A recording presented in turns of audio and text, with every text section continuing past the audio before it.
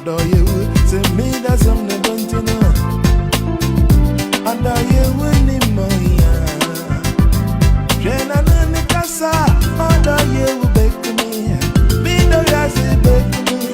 Be the Yazi, be woman, no. I the F on the sea glass, and I send cry. Okay, I can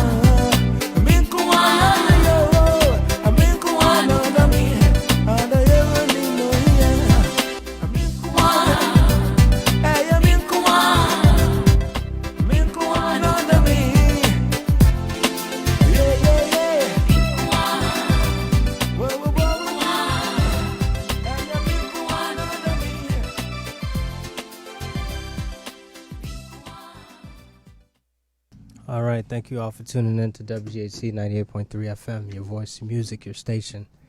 My name is Jeff Badu, and I'm a parallel entrepreneur and a wealth multiplier. I'm the founder and CEO of Badu Enterprises, LLC, which is a multinational conglomerate in the finance industry. And we provide a suite of financial services, including tax preparation, tax planning, and services of that nature. Today we'll be talking about essentially how to put your tax refund to work. So for those that pretty much don't know how to best utilize their tax refund or anything like that, this is essentially a way to maximize the refund, take advantage of it, and really get something going here.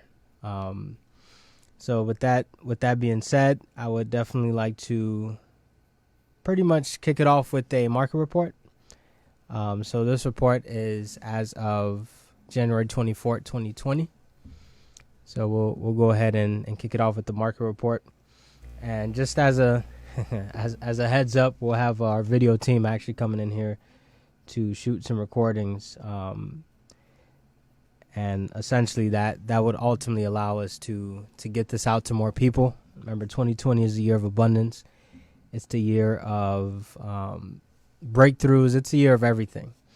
So we've basically we're still doing the same radio show, but ultimately we're expanding it to more people. We're doing more social media, and we're doing a whole lot of stuff when it comes to the finances. One thing I would like to point out is that I have a new Facebook page, which is Jeff Badu dash Wealth Multiplier. So that's where we'll be streaming live from Facebook now. This is a page dedicated solely to financial literacy. So if you need financial literacy education or anything like that, we'll be providing that. Tons and tons of resources will be posted on the website, including the launch of the Badu Foundation, which will be launching in about June, around June-ish of this year. So that's an opportunity to really get things going. But let's kick it off with the market report. So this report is as of January 24th, 2020. And so last week proved to be a tough one for the market, as each of the benchmark indexes lost value. So it was a pretty tough week in the stock market, essentially. Concern over the possible spread of the coronavirus, believe it or not, when these health issues and all that come about, those things can affect us as well. But the coronavirus from China apparently provided the impetus for investors to pull away from stocks. So investors got scared. They panicked a little bit because of this coronavirus that came out from China. Long-term bond prices soared, pushing yields 15 basis points lower. The price of gold also climbed after falling the week after falling the week prior. The small caps of the Russell 2000 were hit the hardest, down over 2% for the week, which essentially pushed that index below its 2019 closing value. The global Dow, or the Dow, and the S&P 500 each lost more than 1%, while the tech-heavy NASDAQ dropped over 0.75%. Oil prices plummeted last week, closing essentially they were down 58.73 per barrel to 54.21 per barrel. And then the price of COMEX gold went up from 1556.80 per ounce to 1570.70 per ounce.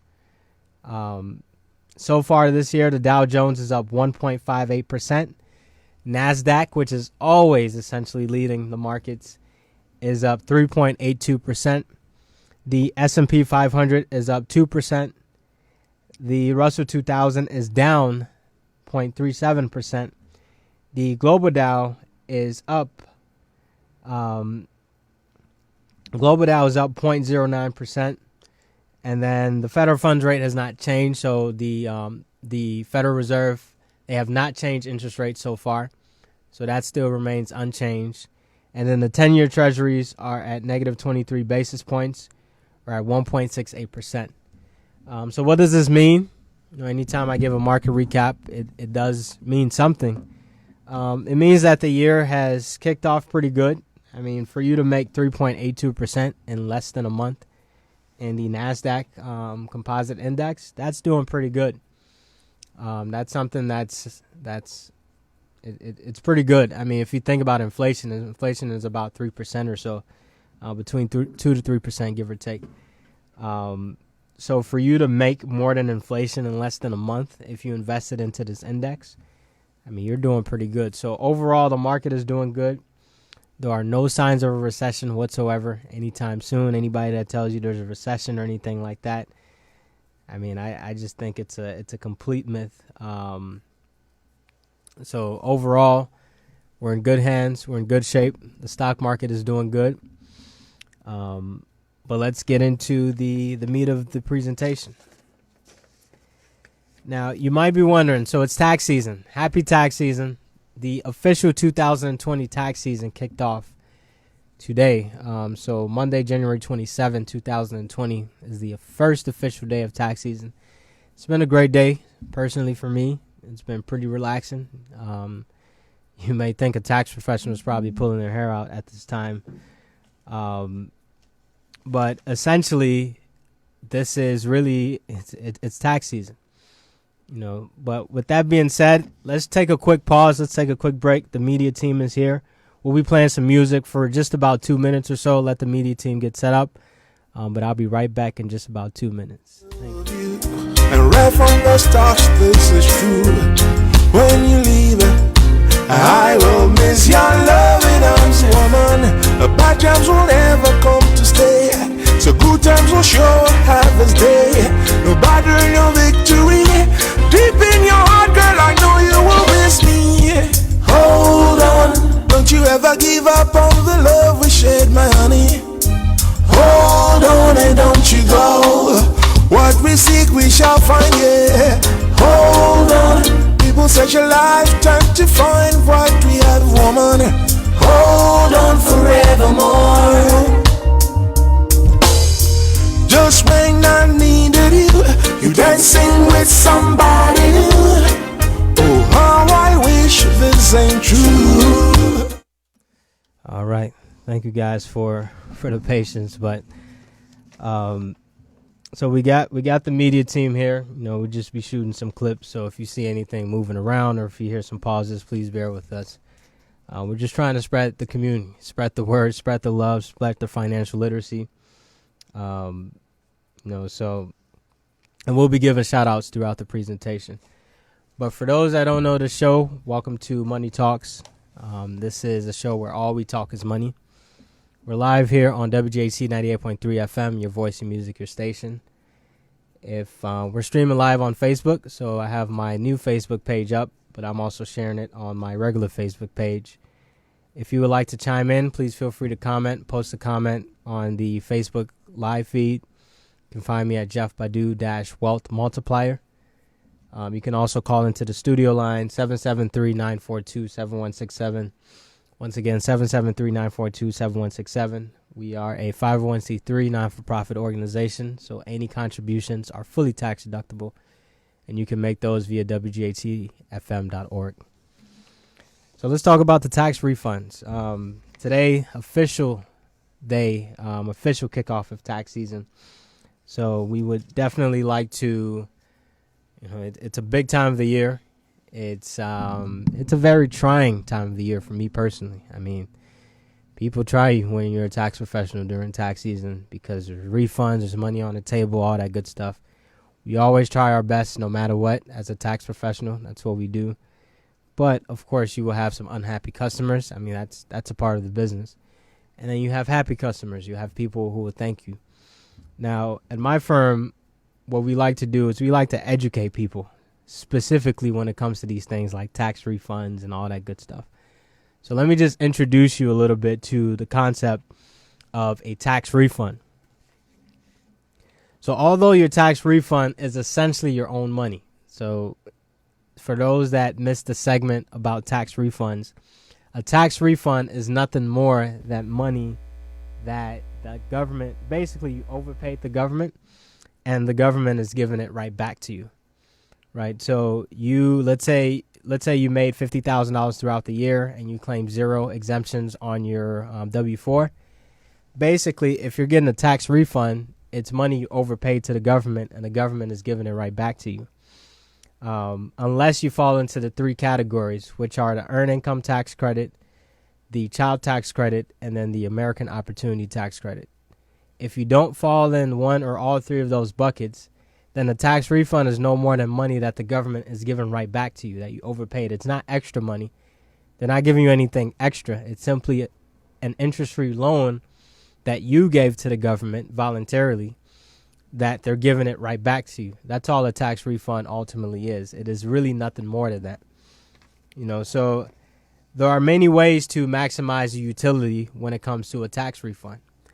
And always remember that not receiving a tax refund is actually the most ideal scenario.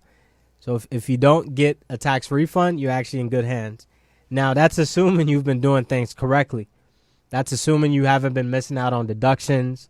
You've been strategizing throughout the year, and you've been utilizing a tax professional that's been helping you.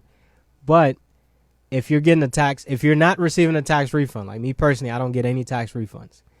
That's actually a good thing because it simply means that you got the most out of your money. It's called the time value of money. You basically, instead of giving an interest-free loan to the government, now let's say you even owed the government. Well, now the government, not necessarily interest-free loan to you in a way. In a way, it actually is, assuming there's no penalties. But the government is giving you a full year plus 4 months because you get until April 15th to file the tax return and all that good stuff. So you're getting a full year and 4 months on top of that to basically pay this money back. Or let's say that you did not get a tax refund for whatever reason. It's really an opportunity for you to benefit on that money. Now, unfortunately, in America, most people that get a tax refund, they spend their money unnecessarily. The first pair of Jordans they see, they go out and buy it. The first car they see, no money down, and they see all this crazy stuff, they go out and get it. Even though they know they don't need it. There's a thing called spending impulse, meaning as soon as money lands in your account and you're not disciplined with money, the first thing you do is you spend it. That's why over 90% of people who win the lottery end up going broke because they were never trained about money in the first place. And guess what? Most people that play the lottery aren't actually trained from a financial standpoint anyway. So if you think about it, they're pretty much giving money into the wrong hands anyway. So how in the world can you give money to somebody who wasn't even trained to use the money and they expect them to be financially successful? The lottery is one of the biggest scams, in my opinion, in the world, because for one, your chances of winning are very, very slim to none. You have a very slim chance of winning when it comes to the lottery. And not only that, after you win, unless you're smart and you get an advisor or somebody who helps you with your money, most people end up going broke. Some people die because of this. Everybody's contacting you about money. Everything is, you're now pretty much Santa Claus in the family, because now you've won a lottery. They've mentioned your name, or they've published your name in a newspaper somewhere, or you've posted on Facebook, hey, I won a lottery. So really, that spending impulse, as soon as you get the money, the first thing it does is it goes away. And God forbid that maybe you owe somebody the money and you don't even get the tax refund. The money ends up in somebody else's account because you owed that person, which the IRS is doing. But thankfully, they came out with a clause or an exclusion this year that basically allows people to claim that money back by filling out a form, essentially. So what we want to do is we want to avoid this issue. That's the main issue in America right now. People aren't saving money. They're not putting money aside. When a recession comes, everybody's scared. They're panicking. They lose their money, all that stuff. There's not enough money being set aside for savings for that rainy day, they call it. There's no rainy day fund. So here are three things, or a few things, actually. Let me just say a few things you can do when it comes to your tax refund. Now, you can do what most people do. Probably over 90% what they do is spend the money. You can go out and save it. You can invest it, which is what I recommend personally. You can use it to pay down high interest debt or credit cards, or you can donate all or some of it. Now, one thing to note is I've seen some tax refunds. I've seen a $50,000 tax refund before, and that was because I was from a doctor who's making a lot of money. Money was taken out of their paychecks. They started a side business that was getting off the ground. Next thing you know, they land a $50,000 tax refund, money that can be put down on a house or an investment property, let's say a 2-3 flat, maybe even a 10 unit, who knows.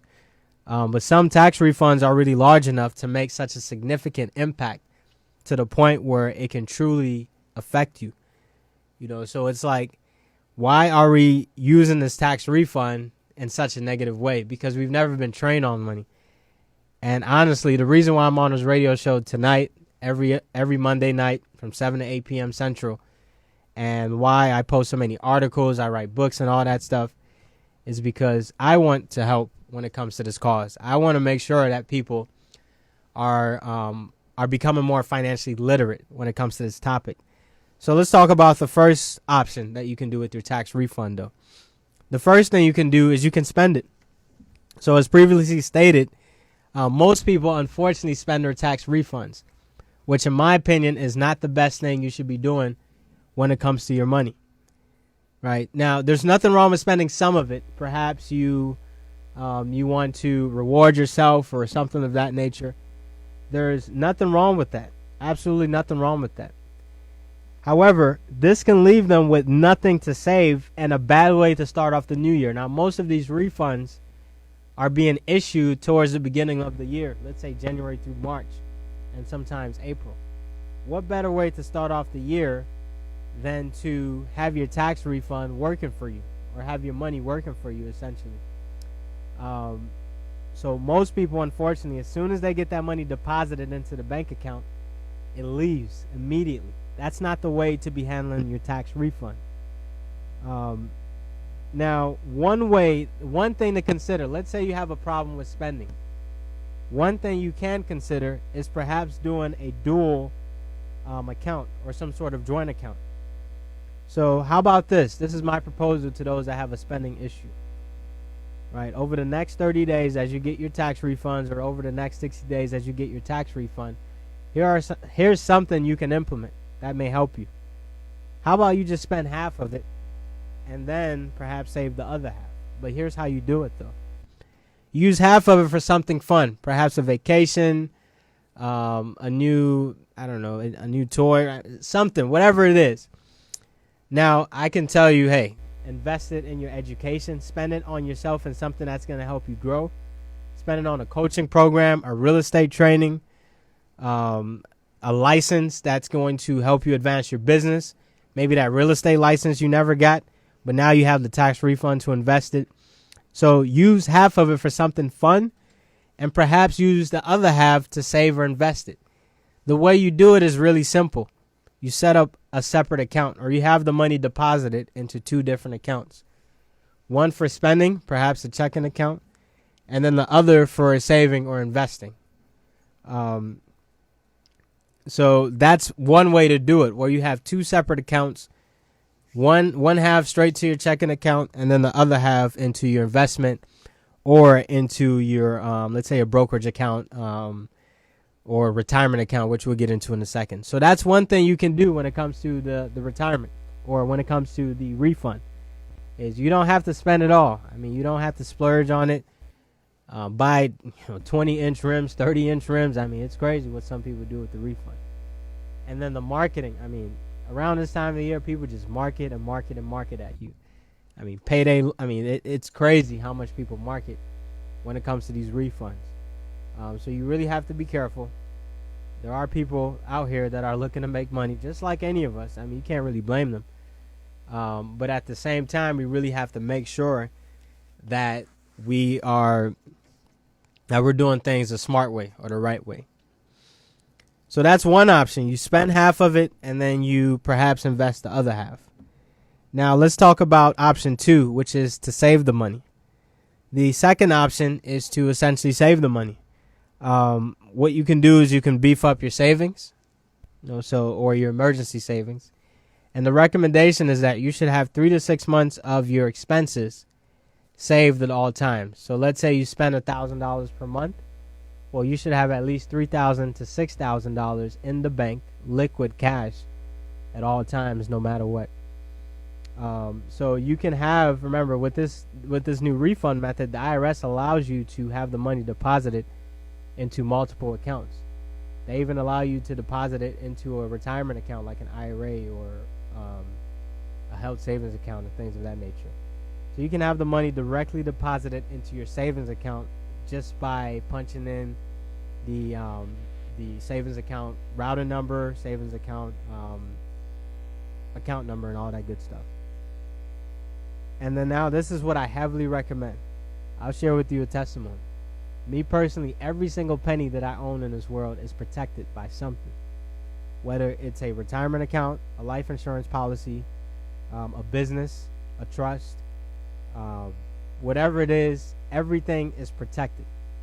So, and I don't like to use the O.J. Simpson example too much, but one of the reasons why he got to keep so much of his money is because everything basically was protected.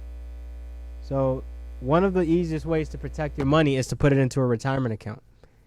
With the retirement account, you don't have to, basically nobody can come after you for that money. Bankruptcy. If you file for bankruptcy, your retirement money is still protected. If somebody sues you and they win a lawsuit, your retirement money is still protected. If your spouse divorces you, God forbid, and essentially if you had that money in there, it's more than likely that money is also protected. So from creditors, sharks, all that good stuff, nobody can touch your retirement money because it is protected by federal law. So nobody can touch it. Examples include Roth IRA, which I love. Highly recommend you get into the Roth IRA if you don't have one already. The traditional IRA is also good. I don't usually recommend it. But if that's all you have and that's a way to get started, then that's something we can certainly do. But definitely the Roth IRA is a great and excellent option to have. So one of the ways to handle your money is to save for retirement. And you can have multiple accounts. Perhaps you allocate it this way. 30% towards your 30% towards spending, maybe 40% or so towards saving, and then 30% towards investing. You can split it up that way. Remember, the IRS allows you to split up your accounts however way you want, essentially. Now, the third way is you can invest it. This is what I personally recommend, is we have to get our money invested at all times. Money needs to be working for us. As my mentor Warren Buffett said, if you cannot find a way to make money while you sleep, you'll be working the rest of your life. Me personally, I don't want that. I don't want to be working when I'm 80 years old, 90 years. There's no way. I mean, physically, you really aren't that capable of working anyway. So, in order to, and the average retirement age right now, or the retirement age to get full retirement, is about 67 years old. By the time I retire, it's probably going to be around 75, maybe between 70 to 75. So, the only way to truly set yourself apart is you have to start investing money. And the thing with investing is it's not about dumping in $10,000 or $50,000. It's about small daily increments, $5 a day, $10 a day, a Starbucks cup of coffee. Use sites such as Acorns, Robinhood, Stash, Betterment, all these sites. There's so many sites. I mean, when somebody comes to me and says they have a problem investing, I just look at them sometimes and I'm like, man, have you not heard of these apps? I mean, all you have to do is literally download the app, spend 5 minutes entering your information to set it up, link a bank account, set it and forget it, $5 a day, $10 a week, however way you want to do it, and it's done. Like every single day, money gets taken out of your bank account. I'll share with you another personal testimony. I invest a minimum of $300 every single day. Minimum. Starting this year in 2020, the minimum that I'm investing is $300 per day. Minimum. And that's not including real estate funds. That's not including life insurance policies that I have. That's not including my business. That's just pure like Acorns and Stash and all these apps. That's not even including retirement. That's just pure savings or saving/investing through one of these platforms or these apps.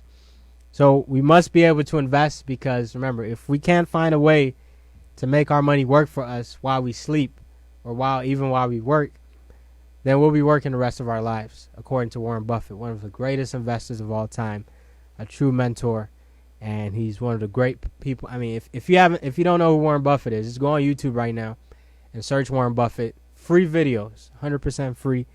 Just by listening to the man, the insight that he has, you'll learn so much from him.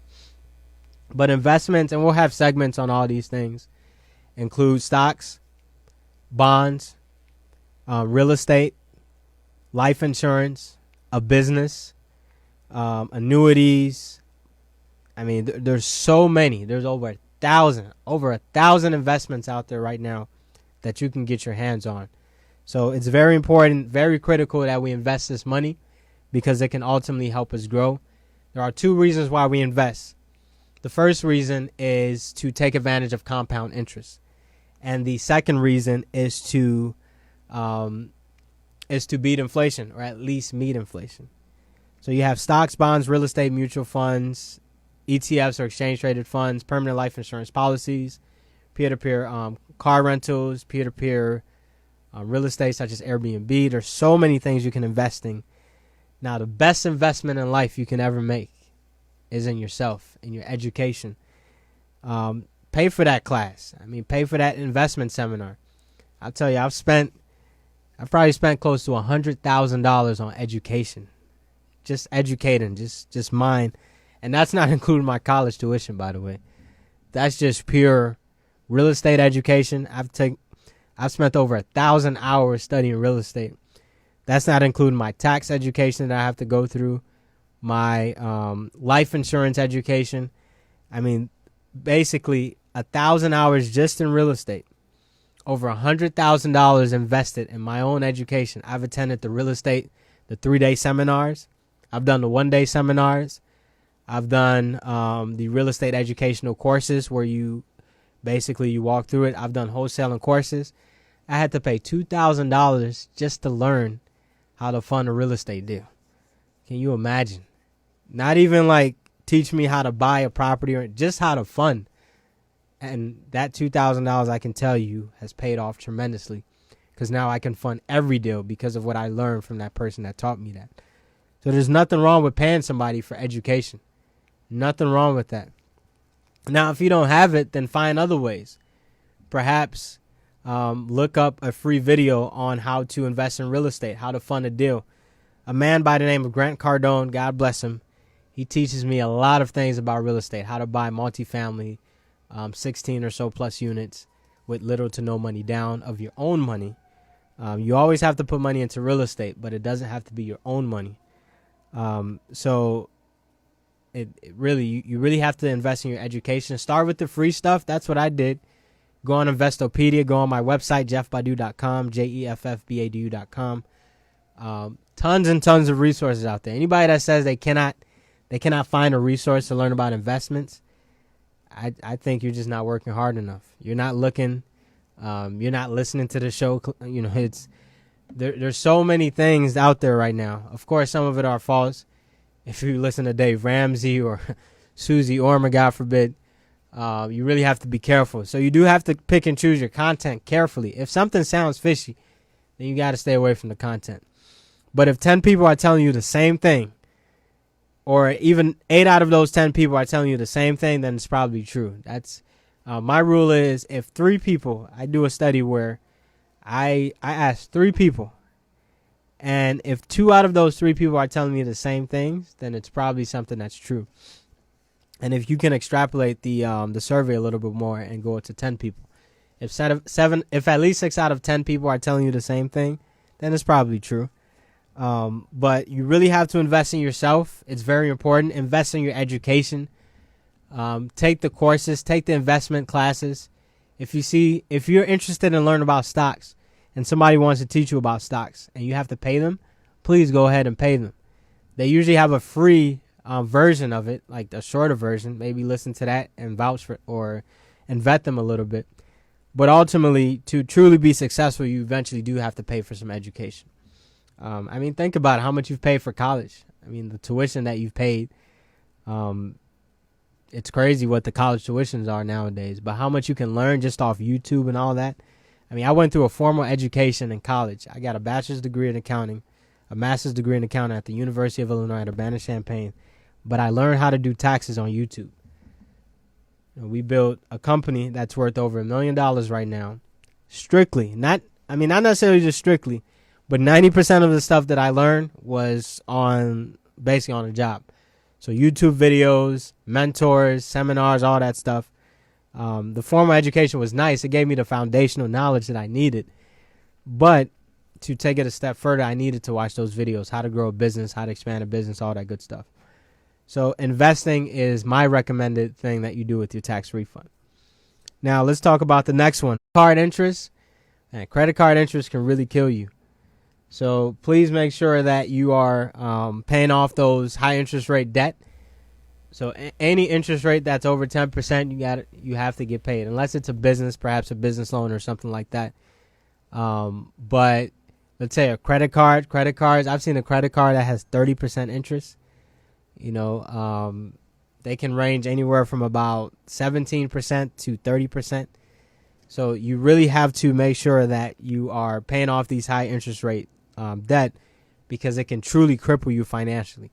One of the best investments you can make is making sure you're paying off some of these high interest rate debt. Now, you can easily pay it off, right? Or not easy, but you can pay it off, but you can essentially get right back into it too. So you need to establish a habit saying, these credit cards, I'm going to lock it up in a closet somewhere where I can't even see it. Now, I don't recommend you close the credit card. You should never close a credit card. However, I believe that you should just don't touch it. When you go into the mall, don't go to the mall with the card. When you're hearing these rewards points and all that, they can truly, truly trap you. So use credit cards, but use them wisely. But if they get so high in debt, then you need to start paying them off. And you can use what's called the snowball method, where you're basically paying off the low balance first, and then you're just you're taking the second lowest and the third lowest, and then eventually get to the highest, and you just chunk it all down. Interest-free loans, I don't recommend you pay those off, because you can even use that to make more money and invest it. Now, donate it. I personally go by the church's rule, the 10% rule, that you should at least give 10% of your money to charity or to a church, a cause, whatever it is that you believe in. So 1/10 of your income, basically. So whatever you're making, if you made $100,000 in a given year, then you take $10,000 and give it away to a charity, to a nonprofit, a church, a cause that you care about. So perhaps this is a rule that you can apply to your tax refund, where you're donating 10%. of the refund to a cause that you truly care about. So most people don't do this, but you can donate all or part of your money to a charity. Me personally, I actually probably give over 10%, I believe, to charity. And the Badu Foundation is coming out this year. We're launching it, Financial Literacy Foundation, which will be teaching the youth about financial literacy. We'll put the youth through a 4-week financial literacy program or course. They'll be studying investing, saving, budgeting, those 3 core topics. And then at the end, if they successfully go through the program, they get a scholarship to go to any college of their choice. And then the homeless. Homeless is a very near and dear cause to my heart. That's what helped change my life back when I was 16 years old in 2008 when I was in Ghana. So the homeless, we'll be doing the same thing for them. For them, it would be 4 to 6 weeks. Main topic will be home ownership. What better way to get the homeless into a home than to teach them about home ownership? Taking them through FHA loan courses. We'll have some government programs, and then for them at the end, and then we'll help them get their first home, essentially, or a second home, or however many homes they've bought in the past. So those are the things that you can do with your tax refund. The first thing you can do is you can spend it, but if you are going to do that, I recommend you use the 50-50 rule or 50-50 strategy, where 50% gets spent and then another 50% gets invested or saved. The second thing you can do is you can save the money. The third thing you can do is you can invest it, which I highly recommend. The fourth thing you can do is pay off high interest rate credit cards or debt. And last but not least, you can donate it. So the key here is utilize your tax refund wisely. Highly recommend you utilize your tax refund wisely. In my opinion, it's best to invest all or some of it. I mean, the way to think about money is that if money is going in somewhere that you cannot even see, or you don't really have, like, you have access to it, but you don't really see it. So it goes from one account from the IRS straight to your savings account. You're much better off doing that than having the money come into your checking account, because money you can see, you're usually more prone to spend it. But money you cannot see, that it's not easily accessible, that you don't log into every day or you don't have easy access to it. And one of the easiest ways to save, I do the same thing today when I invest into an account that I don't really check often. So my $300 a day, it's going into an account that I don't really check often. Imagine $300 every single day. And every year it actually gets doubled. So next year it'll be $600 a day. Then the following year, $1,200 a day. Then $2,400 a day. Then $4,800. Then so on and so forth. And the reason why I personally do this is because based off trends, my personal money tends to double and sometimes triple. It actually usually triples every single year. So if I can invest a certain amount today, why in the world can I not double it every year from now? If I know the money doubles or triples, sometimes I've even seen years where it quadruples in a given year. So why can't I do that? So if I'm expecting that, at a minimum, I'm going to double the investments. So that's the rule that I use. I use the doubling rule, the 100% rule. And you can apply the same thing with anything. Apply it with tithes. Your tithing has to be strong. They say if you, those who give are the ones who get, and those who don't give are the ones who don't get. You can only get if you give. And sometimes it doesn't have to be money. It can be just something. Maybe something you know. Maybe a marketing class that you're hosting for somebody, a financial course you're hosting for somebody. So you only get more when you give more. And me personally, 99% of my wealth is going to be tied to charitable causes when it's all said and done. But if you take 99, they said there's a 10 rule, 10 to 1 rule. For every dollar you give, your money should multiply by 10. So if I give away 99%, I should have 990% returned to me. So just let that flow in or sink in a little bit. Just you give more, you get more. It's a blessing from the sky. It's just a it's more of a church or Bible principle, but I apply it in my personal life today. So best to invest all or some of it, and you don't have to spend it. You do not have to spend this money. This is not money that you necessarily have to spend. You really can invest it. You can save it. You can do all that good stuff. You don't necessarily have to spend this money. So that's really it for the segment. Definitely thank you all for tuning in. Let me just give a few shout outs really quick. We got Jeremiah here in the studio. Definitely appreciate that. We have Walte Blount. Let's see. We got Randus Hopkins, one of my business partners. We do some real estate investing together. And yeah, we got quite a few people that tune in. So hopefully you guys gain some insight. This will be posted on my my YouTube channel. So my YouTube channel is Jeff Badu. It'll be posted. I mean, we're streaming it live on my Facebook, Jeff Badu Walt Multiplier. And then it'll also go on my podcast, the Money Talks Badu Edition podcast, which can be found on Spotify, iTunes Radio, SoundCloud, and all the major platforms that's out there. So essentially, that's the segment. We're here every single Monday night from 7 to 8 p.m. Central. Sometimes we cut it short if we don't get any questions or anything like that, depending on the discussion. Sometimes we bring people on, experts. We'll be talking about the bank funded retirement plan again this year. Huge. My man, Ward Powell. Big shout out to him. We actually just closed a really, really big deal today. Very happy about that. But essentially, we'll be here. We're here to spread financial news, financial knowledge, anything you need. Please feel free to reach out. Website is jeffbadu.com, jeffbadu.com. You can contact me on my business line, 773-679-7198. Once again, 773-679-7198. Streaming live on Facebook every single Monday. And we look forward to a successful year, very prosperous 2020. And we hope you all take care. Thank you. Hey,